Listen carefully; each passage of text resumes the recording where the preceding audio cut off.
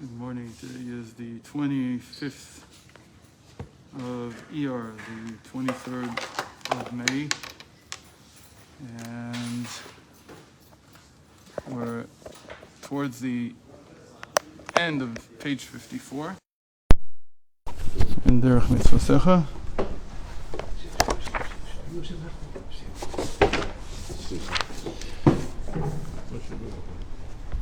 You want me to move over?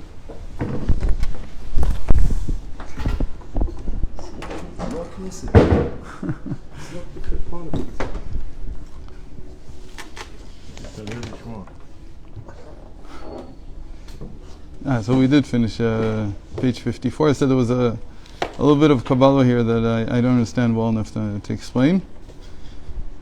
And this is the secret of the two loaves of bread that are brought on Shavuot. And Amshechat ha'arazu v'amshechat ha'chasadim v'netzach v'odu misham b'melchut.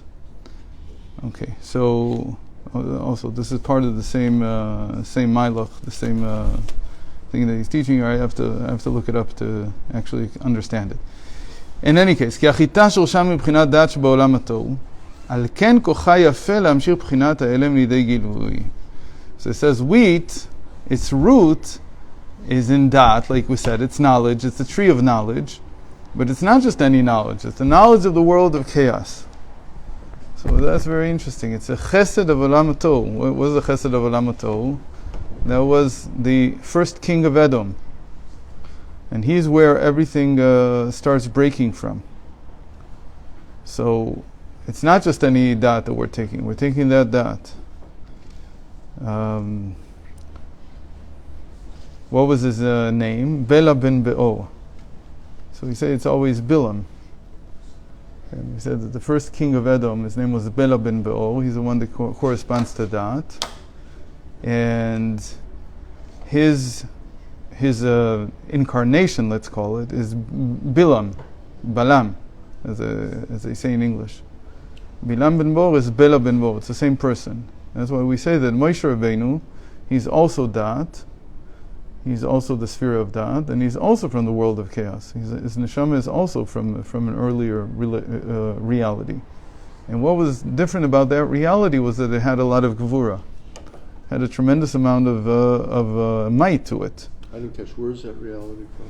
That's the world of chaos that shattered. You mean premortal? It's the first thing that Hashem emanated was the world of nikudim. It's called the world of points. Okay. Which we said is like the world of the nikud, the vowelization. Yes. So there's a lot of movement there. Okay. And that's represented by the 7 kings of Edom that ruled before there was a king in Israel. That's in Genesis 36. Okay. And what it's describing there is that there was a reality before Hashem created the reality of rectification, meaning that reality was skewed. It wasn't balanced. It didn't have enough balance to survive. So it shattered, started shattering from dat. Okay. But what dat? What do we mean by that? That the creations there felt ana imloch. I will rule. What does that mean? I will be the ruler. Yeah. So I will do everything here. So that's the way it used to be. Now today it's the opposite. There's always a world of chaos, even in our reality. We don't mean something existed a long time ago. Because these 7 kings of Edom, they were in our reality. They didn't live in some other reality. They lived here.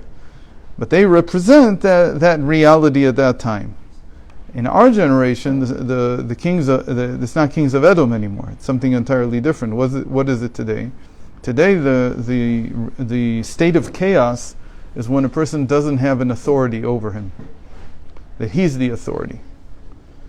It's very different. There, they had an authority. They were the authority. And their feeling was that with my authority, I'm going to rule everything. Meaning, I'm going to be anit pashet. I'm going to expand myself over all of reality. Today, there's this thing called live and let live. And there's still they don't have an authority either. Nobody has an authority anymore. That's why the world is going to pieces. When we say the world is going to pieces, we're talking about society. People tried, from the Enlightenment and on, they tried to create an authority that was called reason.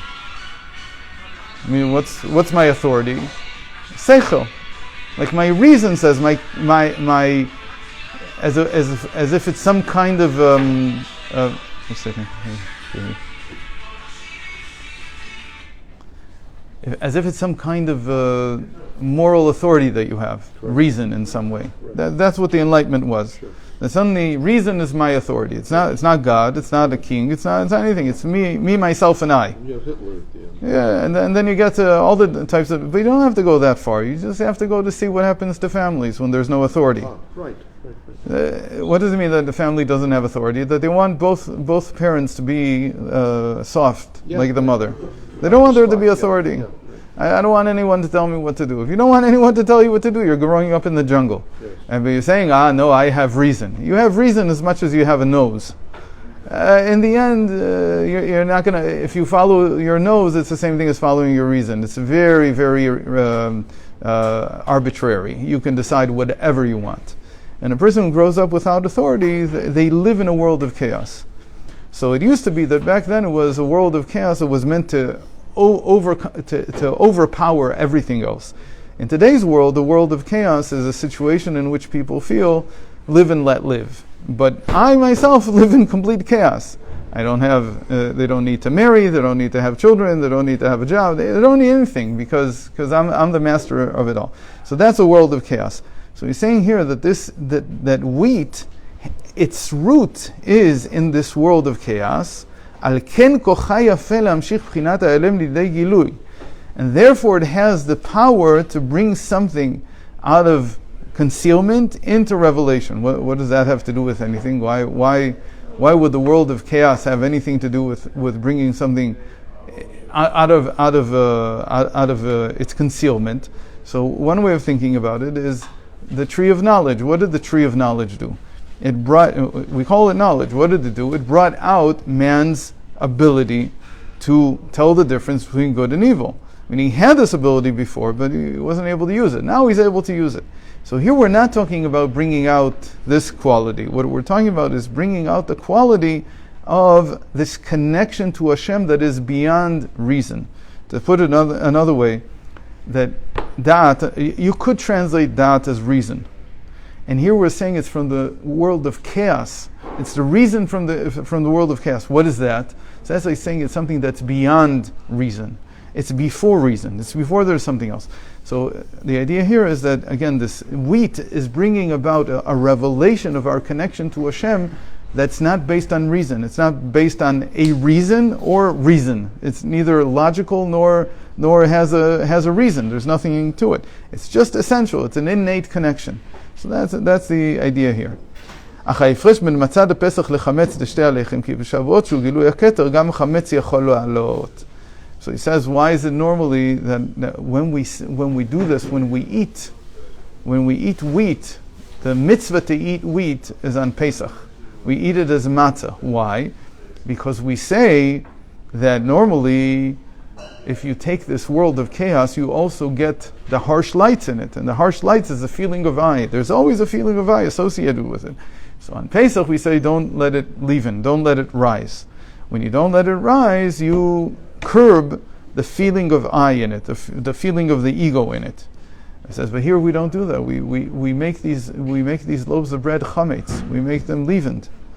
So what is that? It says because in Shavuot it's a higher revelation. Ugiluya keter. There's a revelation of the crown. Meaning, in other words, that here what is coming into to be revealed is this essential connection to Hashem.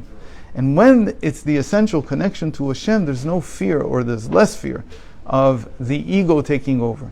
Because what the person feels now, what's coming into relief, what he's coming into the foreground, is this feeling that I'm connected to Hashem. The whole problem with the world of chaos was that it felt separate, that they didn't feel that they had any authority above them. Right? So I don't have an authority, was the way it was, and therefore I'll overpower everything. Or today I don't have an authority, and therefore live and let live. Nobody has an authority, so I can't tell anybody what to do. That's the two options. But when there's no authority, that's the state when there's no revelation of the Keter. It's just that. It's just knowledge. But here there's also a revelation of the Keter, and that allows the wheat to be leavened also, to rise. Because when it rises, what it reveals is the connection to Hashem, not the self. כי בפסח גילוי דעת הנעלם היה בלמטה מהדעת, לכן היה מצא קטנות. מה שאין כן שבועות גדלות שני, גילוי דעת הנעלם בדעת ממש, הרי פנים בפנים דיבר השם עמהם. But then Shavuos, because Hashem, why do we say this is a revelation of the Keter? Because in Shavuos, Hashem spoke to them. When they were in Egypt and they ate matzah, it wasn't Hashem revealing Himself. That wasn't the state. It was the state of Hashem is in concealment. So therefore, you have to be afraid that the person will worship himself. He'll come to ego. But on Shavuos, when it's Hashem speaking, He's giving you the da'at. He's giving you this revelation of da'at. Then there's less of that fear. So we're left with chapter 4, and then God willing we'll finish next week.